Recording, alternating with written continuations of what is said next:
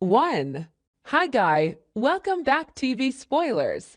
Today, I'm going to reveal a dramatic secret to the audience.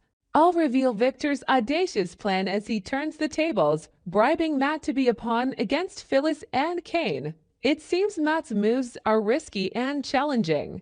The news of Matt Clark's release from prison isn't just a legal incident or a simple security issue. It's a shock that directly touches the deepest fears of his family.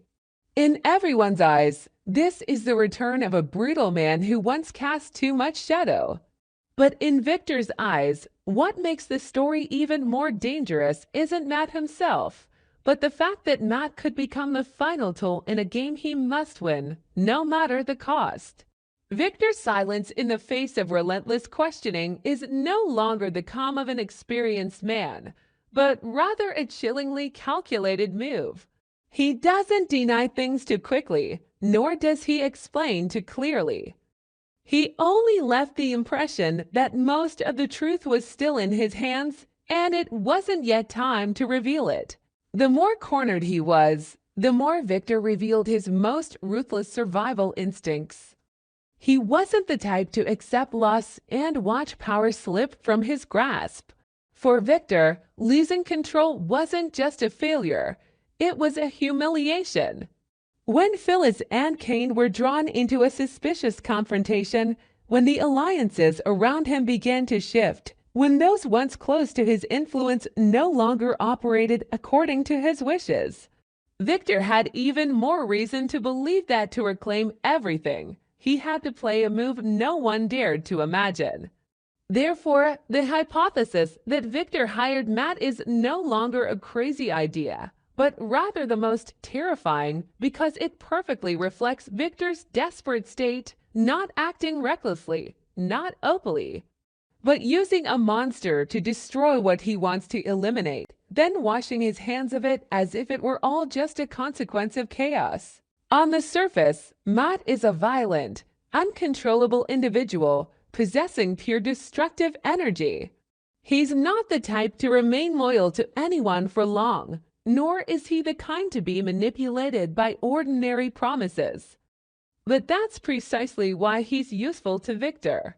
A person like Matt doesn't need to be persuaded by morality or trust. He just needs a door to escape, a target to vent his anger on, and a feeling of regaining control after being imprisoned. Victor understands this type of person. He doesn't need to turn Matt into an ally. He just needs to turn Matt into a chain reaction. Just drop him at the right weak point, and the rest of the collapse will happen naturally. Someone like Matt doesn't need to appear publicly alongside Victor. He just needs to show up at the right time, in the right place, create enough chaos, sow enough doubt, and then disappear before anyone can piece the fragments together. The most terrifying aspect of this theory lies in the target Matt could be used to attack.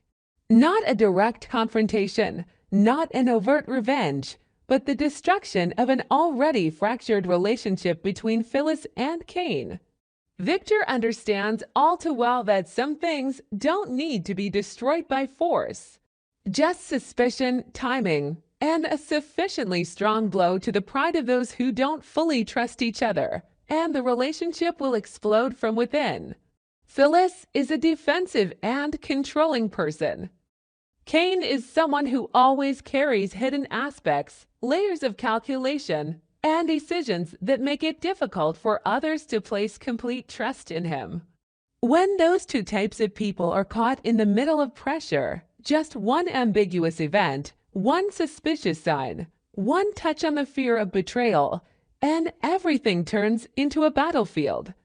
And Matt, if truly placed in the right spot, is the perfect trigger for that kind of war. The most chilling aspect of the entire story is that the ending he just outlined is perfectly logical in this world. No one knows Matt works for Victor. And that makes Matt's timely death all too convenient. Too clean, too secretive, too perfect to be suspicious. A shootout, a chase, a confrontation where everyone believes Matt chose his own path of destruction, and Victor once again stands in the role of survivor, warning, protector. But such victories always leave a very dark aftertaste. Because if Victor wins that way, he will regain some external control, but in return, he will lose more of his inner soul. And Victor's real tragedy was never losing his fortune or losing a game of chess, but the day he looked around and realized he had become the only one who still believed that what he was doing was for his family. If this scenario continues in that direction, what will keep viewers glued to the screen won't just be the question of what Matt will do next, but who will be the first to realize that everything is being orchestrated by a familiar hand. Will Phyllis see through the manipulation before it's too late, or will she deliberately push Cane away as the trap intended? Will Cane realize he's being indirectly targeted, or will he remain silent to the point of making himself the most suspicious person? And above all, will Victor manage to cover his tracks before Matt turns from a tool into a ticking time bomb? Or will the moment he believes he's blocked all escape routes be the moment the most brutal truth bursts through the Newman door? On our TV Spoilers channel, I always seek content inspiration for each video by compiling short video clips to analyze and offer my personal opinions. This channel specializes in analyzing, theorizing, and discussing plot points in the Young and the Restless series from the perspective of a longtime fan. Through this, viewers can gain deeper, more objective, and more interesting perspectives. Subscribe to the channel to stay updated on the latest news about the Young and the Restless series.